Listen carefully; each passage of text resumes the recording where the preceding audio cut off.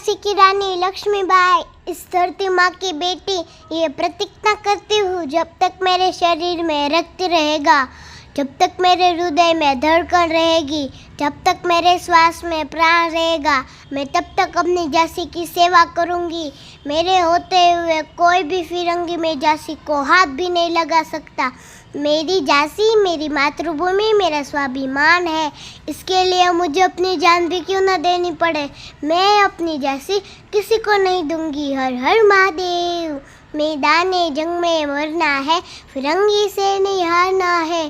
बेटी उठ खड़ी होती है, तब जाकर विजय बड़ी होती है। चमक उठी सन 57 में, वह तलवार पुरानी थी। बूंदे लहर बोलो के मुँह, हमने सुनी कहानी थी। खूब लड़ी मर्दानी, वो तो झांसी वाली रानी थी। जय हिंद, जय भारत, भारत माता की जय, वंदे